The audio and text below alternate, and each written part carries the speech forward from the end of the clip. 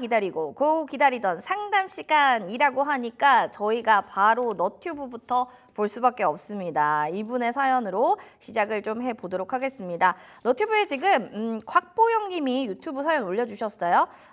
두산 로보틱스예요. 61,100원의 비중은 한 15% 정도 들고 있습니다. 진단 좀 부탁드려요 라고 했기 때문에 제가 두비를 보도록 하겠습니다. 두산 로보틱스인데 지금 로봇주가요 좀 빠졌어요.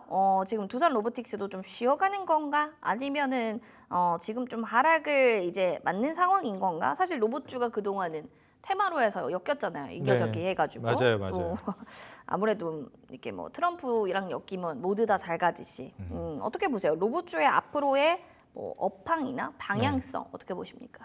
일단 로봇 업종 같은 경우에는 우리가 이제 상반기 때도 그렇고요. 그리고 이제 작년 말 정도부터 해서 로봇주들은 한 차례 많이 파동이 나오기는 했었습니다.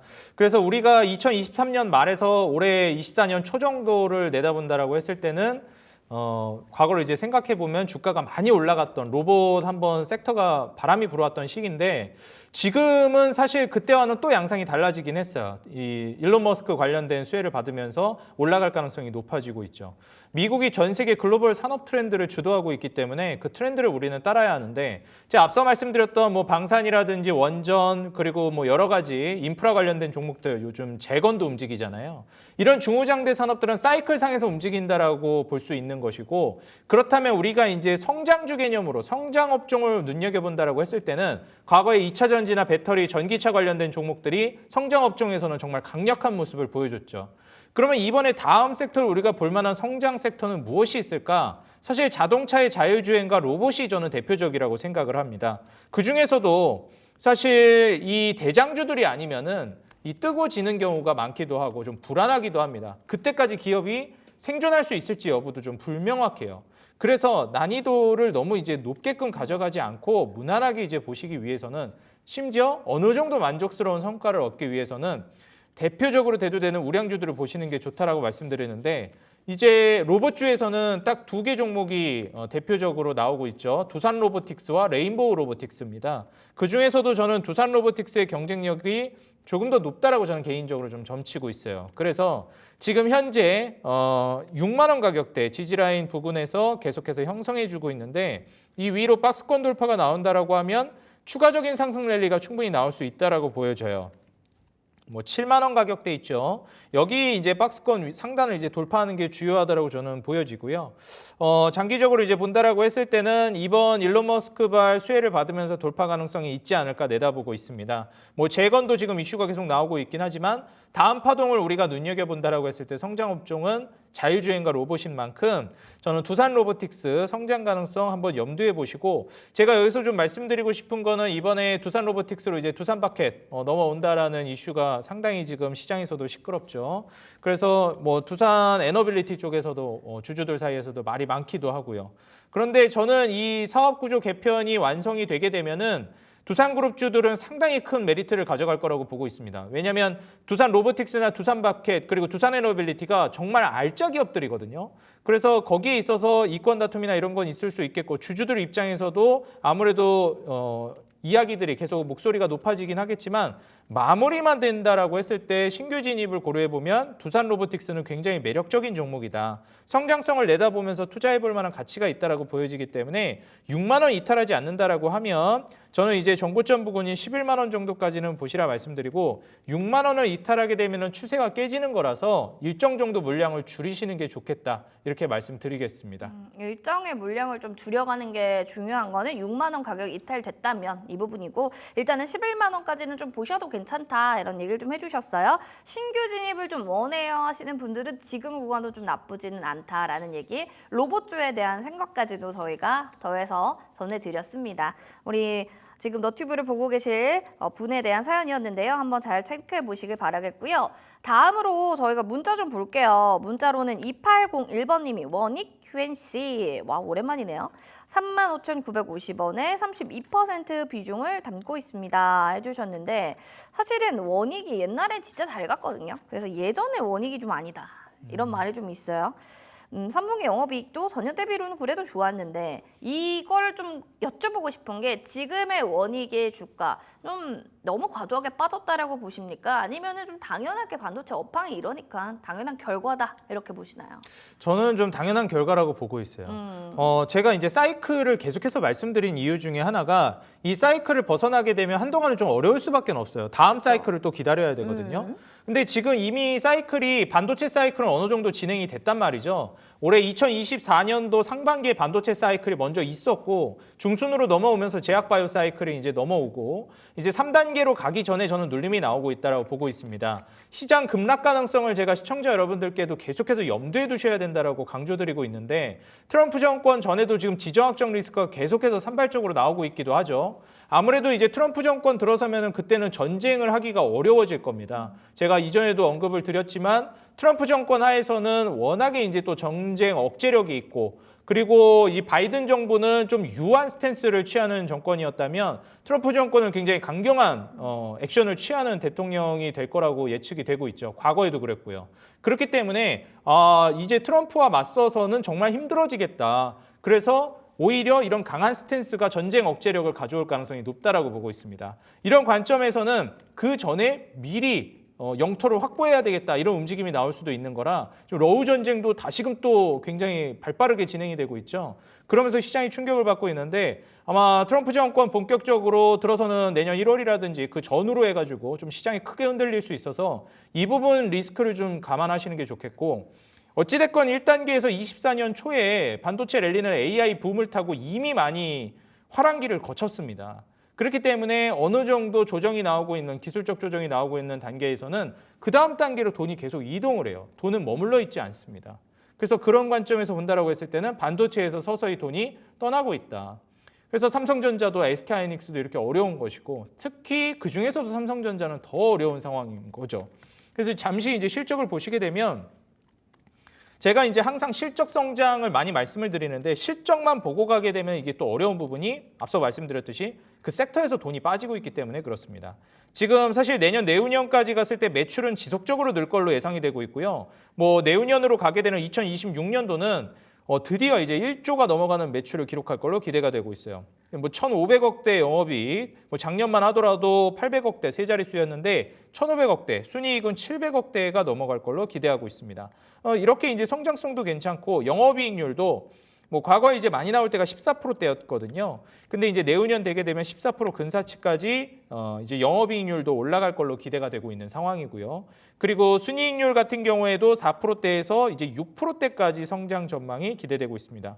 과거에 많이 나올 때 고점을 찍을 때가 영업이익률이 14.7% 그리고 순이익률은 9.4%인데 그 정도 단계까지 아직 가지도 않았어요. 뭐 26년도가 된다 하더라도 컨센서스 상으로도 뭐 PER이야 낮아질 수 있겠지만 PBR도 그렇고요.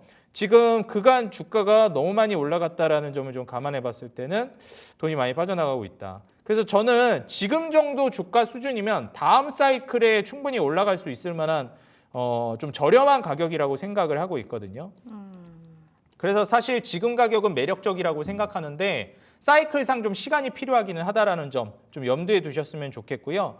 그래서 저는 이제 17,000원 가격대, 이제 월봉상 120선이거든요. 그리고 과거에 이제 매물대로 자리 잡았던 저항대입니다. 여기를 이탈하게 되면은 저는 이제 무너질 가능성이 좀 있다라고 생각해서 17,000원 가격이 이제 이탈하게 되면은 물량을 좀 덜어내시는 게 좋겠고, 덜어는 아예 그냥 손절을 하는 방법도 중요할 것 같습니다. 근데 지금 가격대 자체는 저평가되어 있고 매력적이라는 점, 고점 대비해서 이제 물량이 많이 빠져나갔기 때문에 이 부분은 주의를 하시라 말씀을 드리면서 손절 라인 17,000원 꼭 이제 주의해서 보시고 이탈하지 않는다라고 하면은 이제 3만 원에서 3만 5천 원 가격대까지는 상방 모멘텀이 또 남아 있다라고 보기 때문에 여기까지 한번 반등을 노려보시라 말씀드리겠습니다.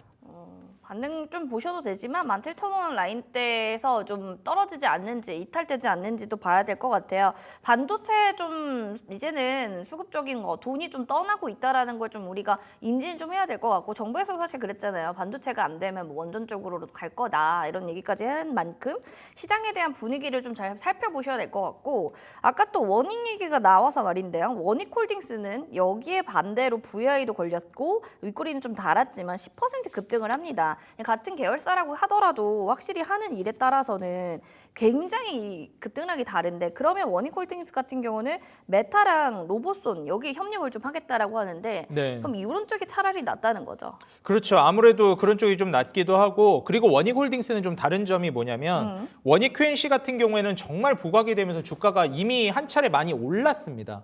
그러니까 이미 뭐 잠시 이제 차트를 보여드리자면 네. 원익 QNC 같은 경우에 장기적인 사이클 상으로도 보시게 되면 굉장히 많이 올라간 상황을 확인할 수가 있고요. 뭐 과거 10년 전으로 돌아간다라고 해도 많이 올랐고 뭐 코로나 팬데믹 이후에 뭐 2020년, 21년도 이때 막 올라갈 때 가격대랑 비교해도 많이 올라갔습니다. 뭐 긴축 때 조정이 나오긴 했지만 이때 긴축 전에 달성했던 정말 증시 화랑장일 때의 고점이었던 35,000원을 뚫고 41,000원까지도 한 차례 올라갔기 때문에 기술적으로 보더라도 많이 올라가긴 했어요. 물론 성장 모멘텀이 있다 하지만 그래서 그 모멘텀으로 이렇게 올라갔으니까 반도체에서 돈이 빠져나갈 때 같이 이제 매도가 나올 가능성이 높은 거죠. 근데 반면 원익홀딩스는 제가 항상 말씀드리는 게 있거든요. 올라야 빠지지. 이런 말씀을 많이 드려요.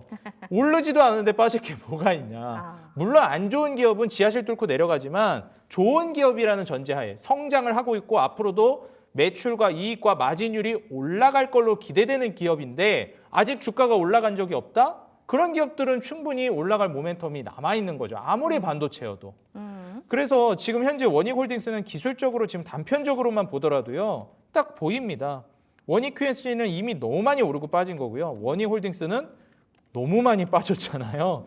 이건 기술적으로도 올라갈 법한 자리고 사실 최근 몇 달 동안 빠진 거 생각하면 과연 이걸 올랐다라고 평가할 수 있는 있을까? 자리인가? 예, 좀 저는 그렇게 말씀드리고 싶습니다. 알겠습니다. 그냥 당연히지 멀리 보면 이걸 좀 올랐다라고 하기는 좀 어렵다 이런 얘기를 좀 해주신 것 같아서요. 확인해 보시면 좋을 것 같습니다. 너튜브에 대한 사항들 좀 볼까요? 뭐 오늘 다양한 의견들이 있습니다. 그 가운데서 오늘 사연을 주셨던 분의 착한 암소마을님 사연을 좀 볼게요. 셀트리온 제약이고요. 88,000원의 비중이 5%인데 이 종목을 셀트리온하고 좀 같이 움직여줘서 본전까지는 좀 갈 수 있을까요? 사연이 왔습니다. 본전을 지금 갈 수 있는지 없는지가 고민이신 것 같은데 셀트리온이 자사주 얘기를 좀 했어요. 1,000억 원 추가 취득을 하겠다 이런 얘기를 했고 여기에 또 같이 움직여줄 수 있는가 이게 좀 관건인 것 같긴 한데 그렇게 막 시원하게 셀트리온 제약이 막 움직이지는 않거든요. 네. 그래서 이게 그렇게 뭐 보셨을 때도 마찬가지로 같이 간다라고 보기에는 따로 봐야 된다고 생각을 우리가 지금 해석이 되는데 어떻게 보세요, 전문가님 입장에선? 일단 셀트리온 제약 같은 경우에는 뭐 이전에 셀트리온 헬스케어도 있었잖아요. 그쵸. 근데 이제 셀트리온으로 합병이 되고 차근차근 제약도 이제 합병을 하려고 하는 계획이 나오고 있습니다. 그래서 이제 시간이 지남에 따라서 원래 이제 기업이 계속해서 분할을 하고 있다가 다시 이제 해쳐모여하는 그런 이제 국면으로 갈 걸로 저는 예상을 하고 있어요. 네. 그리고 실제로 그렇게 좀 방향성을 이야기하기도 했고요. 서정진 회장 이분 이제 나와서 인터뷰하는 것들도 몇 번 보기는 했었는데 셀트리온 그룹 같은 경우에는 우리나라의 정말 대표적인 주축이 되는 기업 중에 하나입니다. 대한민국이 이제 제약바이오 산업이 원래는 실체가 거의 없다시피 한 업황이었죠. 근데 이제 국가가 발전함에 따라서 농업에서 공업, 중무장대 산업으로 발전하고 그다음 IT라든지 기술 이런 쪽으로 넘어가는데 제조업단으로 넘어가다가 나중에는 소프트웨어라든지 뭐 R&D 이런 쪽으로 넘어가요. 이 국가가 성장함에 따라서 이렇게 넘어가는 단계가 뭐를 보는 게 중요하냐면 마진율이 많이 나온다라는 거예요. 제가 마진율 정말 많이 말씀드리는데 고부가 가치 산업이기 때문에 그렇습니다. 비용은 적게 들어가는데 가치 창출이 크게 되는 업종들이라는 거예요. 100만 원을 팔아도 어떤 거는 10만 원밖에 이익을 못 남기는데 어떤 거는 50만 원, 70만 원 남긴다는 거예요. 이렇게 많이 남기는 업종이 바로 제약바이오입니다. 그래서 R&D라든지 IT라든지 솔루션이라든지 이런 것들을 미래의 국부로서 책임지고 끌고 갈 만한 성장 업종으로 선택을 하는 거예요. 우리나라는 그 중에 하나로서 제약바이오를 꼽은 거고요. 뭐 과거에는 IT나 게임 플랫폼 기업들도 있었죠. 근데 이제 과거에 한국은 이 제약바이오 업황이 앞서 말씀드렸듯이 성숙화 단계에 오지 못했습니다. 말 그대로 테마 단계에만 머물렀어요. 임상 1상 통과했다더라. 지금 적자는 계속되고 있는데.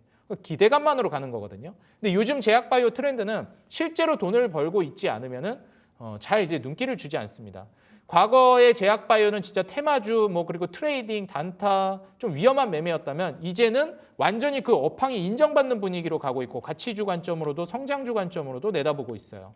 그런 관점에서 봤을 때 이제 한국의 주축이 되는 이제 제약바이오가 CDMO의 삼성바이오로직스, 그리고 이제 바이오시밀러의 셀트리온과 삼성바이오에피스가 있겠습니다. 삼성바이오에피스는 이제 삼성바이오로직스 또 100% 자회사죠.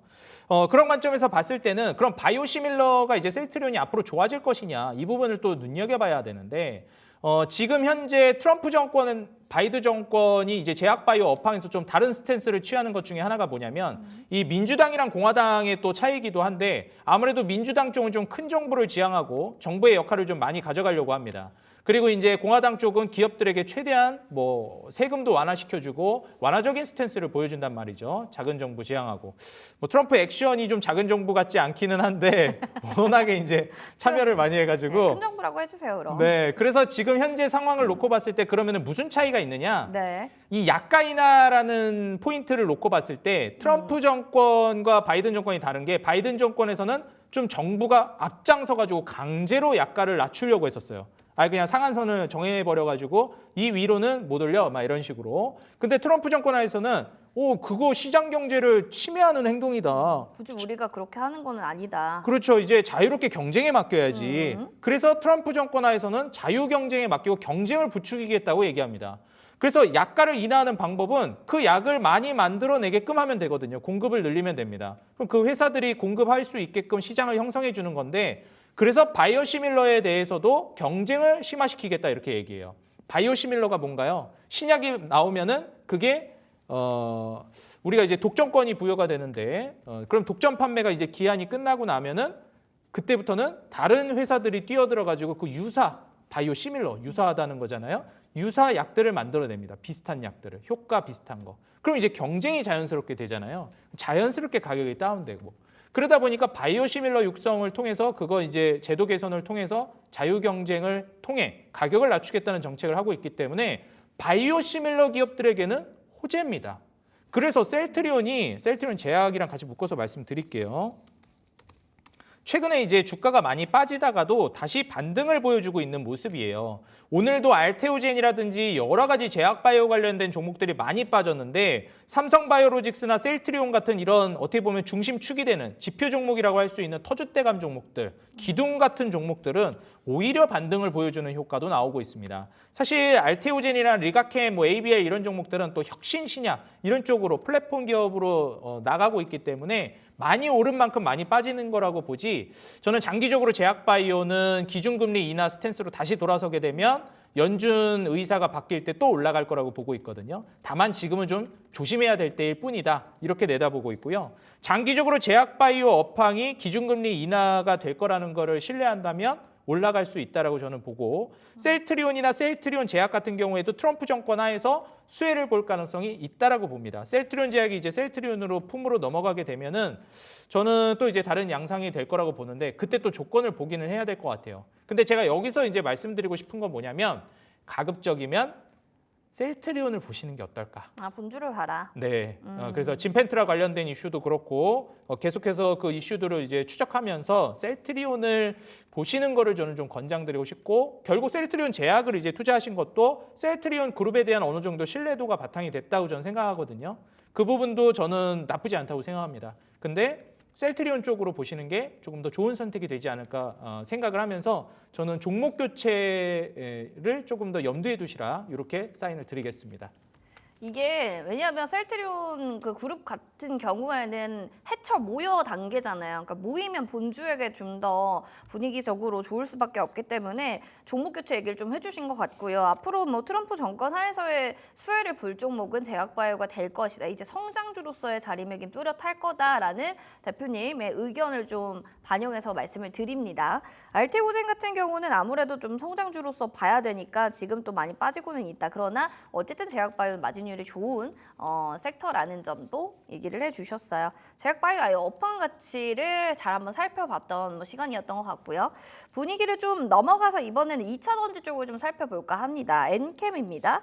21만 9천 원에 15% 비중 4610번님께서 10번님께서 얘기를 해주신 건데, 2차 전지 지금 상황 속에 엔캠은 올라가고 있습니다. 그래도 3거래 연속 상승세.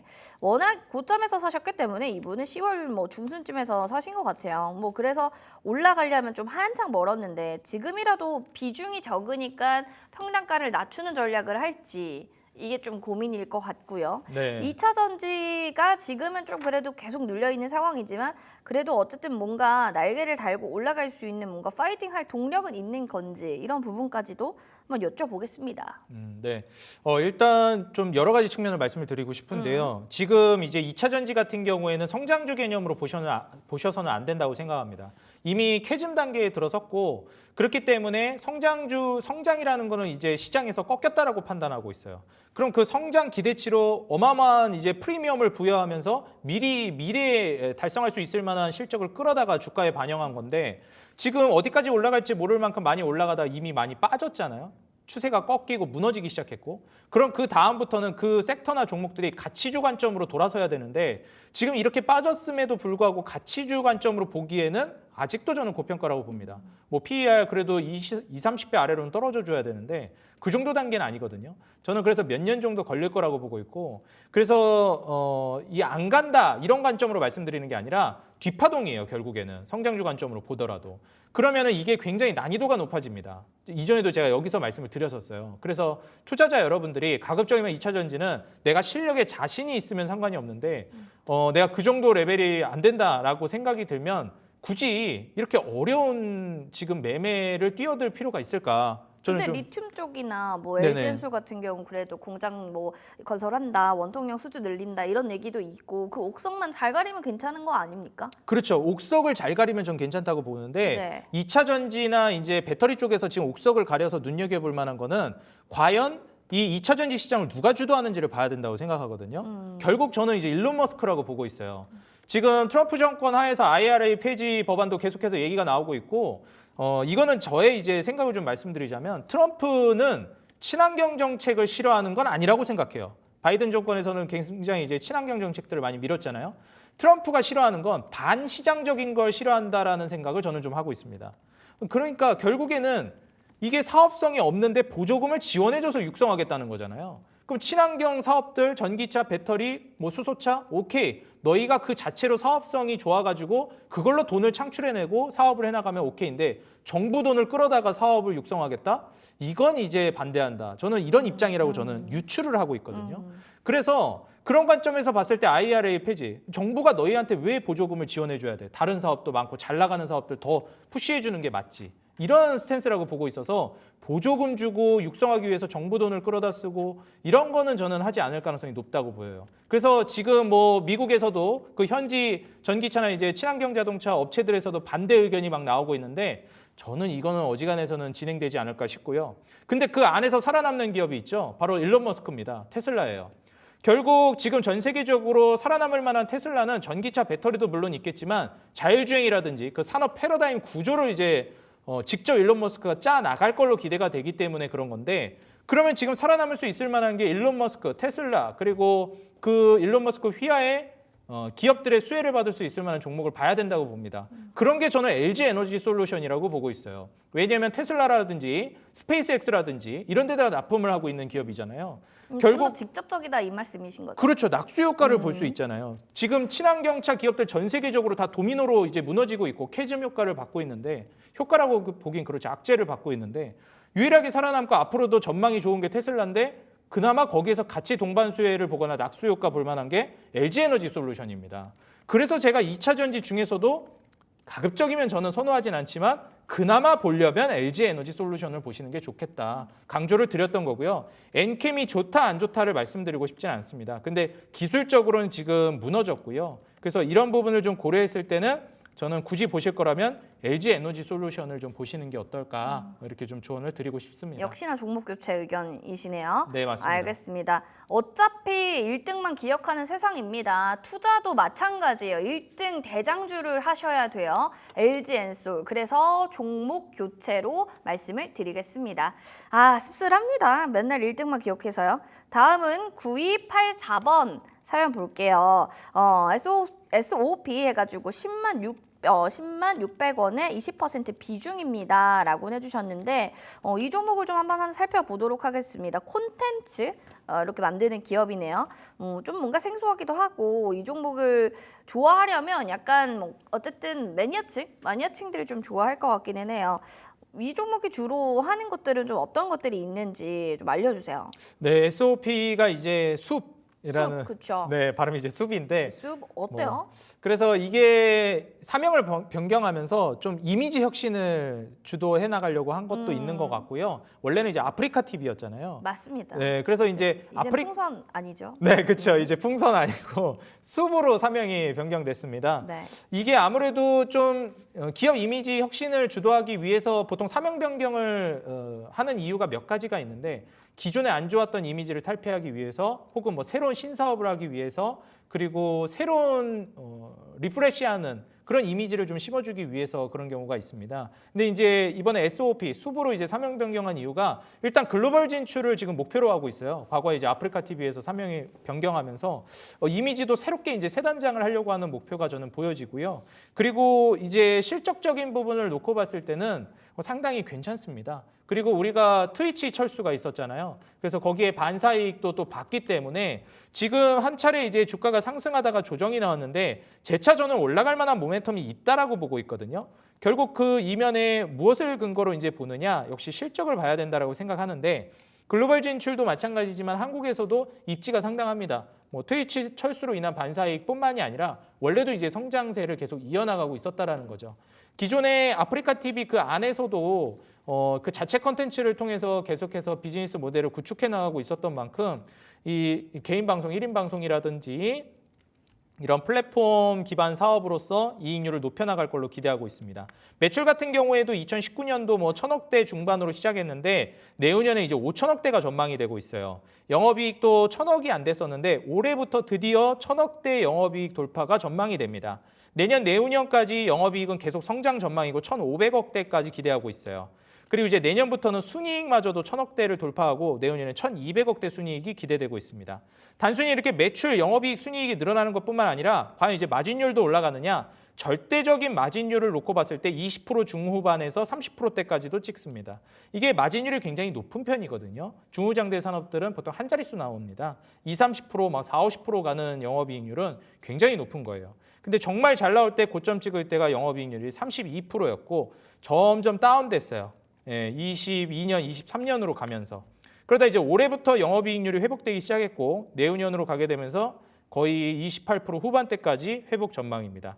순이익률도 23%까지 올라갈 걸로 기대돼서 이런 측면을 고려해 봤을 때 PER도 이제 10배 아래로 떨어질 걸로 기대되는 만큼 저평가에다가 외형 성장, 질적 성장까지 기대해 볼 수 있는 나쁘지 않은 기업이다. 투자 메리트 있다라고 저는 판단하고 있습니다. 기술적으로 봤을 때 과거 지지받았던 구간 그리고 저항 맞았던 매물대를 돌파해줬는데 다시 주가가 빠졌어요. 그러다가 최근에 이 매물대 근처에서 움직이고 있거든요.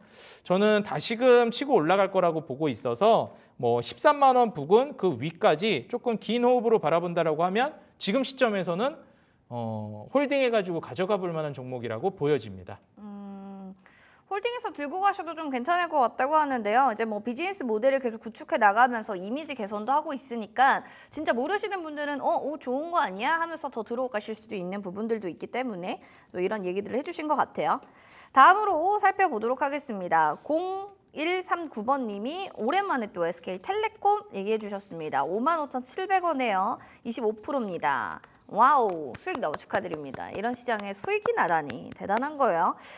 고배당 또 종목 중에 하나로도 SK텔레콤을 얘기를 하는데 사실은요 진짜 부자분들 있잖아요. 네. 뭐 들고 계세요 하면은 이런 뭐 SK텔레콤, KT, 뭐 현대백화점 이런 종목들 들고 계시더라고요. 네. 왜 그런 겁니까? 일단 자금이 너무 많아서 그런 것도 있는 것 같아요. 네. 애초에 우리가 이제 1,000만 원 투자할 때랑 1억 투자할 때랑 10억 뭐 투자할 10억, 때랑 100억이랑 다르니까. 100억 넘어가고 이러면 사실 우리가 이제 수익률보다도 안정성에 조금 더 포커스를 맞추게 되기 마련이거든요. 지키기 위함. 그렇죠. 지키는 투자를 하고 굳이 이제 100억 단위로 넘어가고 수십억 단위로 넘어가게 되면 뭐 몇 퍼센트, 뭐 굳이 두세 자릿수가 안 나와도 나쁘지 않은 금액이 계속해서 워낙 배당이 넉넉하고 그렇죠. 베팅 금액이 넉넉하니까. 맞아요, 그렇죠? 맞아요. 네. 그래서 제가 이 투자 관점에서도 한 가지 조언이랄까요? 한 가지 좀 말씀을 드리자면 얘기해 주세요. 한 가지 우리 투자자 여러분들이 생각하실 때 하이 리스크 하이 리턴 종목들이 있습니다. 변동성이 큰 종목들. 위험성이 크지만 그만큼 이제 아웃풋도 크게 나올 만한 종목들. 실패하면 뭐 크게 망가질 수 있지만 그런 종목들은 소액으로 들어가라고 말씀드려요. 애초에 그렇게 접근해야 되는 게 정석입니다. 그리고 조금 더 변동성이 적고 무난하게 올라갈 만한 종목이다. 그리고 지킬 만한 종목이다. 그런 종목들. 뭐 예를 들면 뭐 현대나 삼성, 우리가 익히 아는 SK 이런 그룹들 있죠. 그 중에서도 우량주들. 이런 기업들 같은 경우에는 자금으로 승부를 보는 종목들이죠. 수익률이 아니라. 사실 이제 수백 % 수익률을 삼성전자, SK하이닉스에서 기대할 수는 없잖아요. 맞습니다. 그래서 네. 그런 관점이고 금액으로 승부를 봐야 돼요. 근데 이제 SK텔레콤은 통신사이기 때문에 그런 관점에서 굉장히 탄탄합니다. 이거를 뭐 좋게 봐야 될지 안 좋게 봐야 될지 모르겠는데 우리나라는 이제 통신사가 진입하기 굉장히 어려운 구조예요. 그래서 통신 3사가 거의 꽉 잡고 가고 있고 우리가 경제적 해자라고 보통 얘기하죠. 해자라는 게 적군이 침입하지 못하게 이제 우물 파고 벽 높이는 건데 침입을 하지 못하는 구조입니다. 사실상 과점 구조로 계속 이어지고 있고 그래서 갑질하는 거 아니냐 뭐 이런 얘기도 하긴 하는데 어찌됐건 기업 입장에서는 돈 벌기 아주 좋은 구조죠. 네. 지금 최근에는 이제 SK텔레콤보다는 KT가 훨씬 더 대장주 역할을 하고 있습니다. 차트 보면 답 나오죠. 훨씬 더 강력한 모멘텀으로 전고점 뚫고 날아가고 있습니다. 그래서 대장주는 KT라는 거를 인지하시고 아마 가도 KT가 더 많이 갈 거예요. 그래서 SK텔레콤은 2등주인데 나쁘지 않습니다. LG유플러스보다는 그래도 SK텔레콤이 아직까지는 주식 관점에서 봤을 때 수급이 더 낫다라고 보고 있어요. 그래서 LG유플러스도 같이 보자면은 최근에는 또 강력하게 올라와 줬습니다. 그러니까 너무 강력해요, 진짜. 근데 이제 그 과거 이제 장기적인 모멘텀을 봤을 때는 빠진 걸 생각하면 이게 좀 올라간 게 이제 이게 올라간 게 제자리. 맞나? 예, 그렇죠. 아까도 말씀드렸듯이. 같은 거죠. 네, SK텔레콤이나 KT는 계속 올라가고 있는 와중이니까. 그래서 SK텔레콤은요, 저는 굳이 매도할 필요는 없다고 보고 있어요. 다만 이제 1등주가 이제 KT이기 때문에 KT를 투자 안 했어도 KT를 계속 추종하면서 지켜는 보셔야 합니다. 대장주가 꺾이면 그 휘하 종목들도 같이 꺾이거든요. 그래서 SK텔레콤도 결국 KT가 더 가줘야지 같이 갈 수 있다라는 관점으로 좀 보시면서 지금 아마 58,000원 여기가 이제 단기적으로 고점 매물대이기 때문에 저항을 맞을 수 있어요. 여기를 이제 돌파할 수 있을 거라는 기반은 물론 SK텔레콤도 있겠지만 대장주 KT가 신고가를 쓰면서 또 날아가 줘야 됩니다. 오늘 지금 또 굉장히 잘 가고 있거든요. LG유플도 그렇고 뭐 굳이 매도하실 필요 없이 KT 고점 뚫어라 응원하시면서 SK텔레콤도 고점 58,000 뚫고 날아가는 거 노려보시면 어떨까 이렇게 좀 말씀드리도록 하겠습니다. KT를 응원하면 SK텔레콤의 수익이 더 커집니다. 이렇게 정리를 해드리겠고요. 아까 투자 얘기해 주셨어요. 테마는 또 비중 적게, 실적주는 비중 많게. 근데 우리 또 댓글 보니까 실천은 그게 안 됩니다 하시는데 맞습니다. 좋은 글을 읽어도 실천이 좀 어렵긴 하지만 그래도 우리 해보는 걸로 해보시면 좋을 것 같아요. 종목 상담 여기까지 저희가 마무리하도록 하겠고요.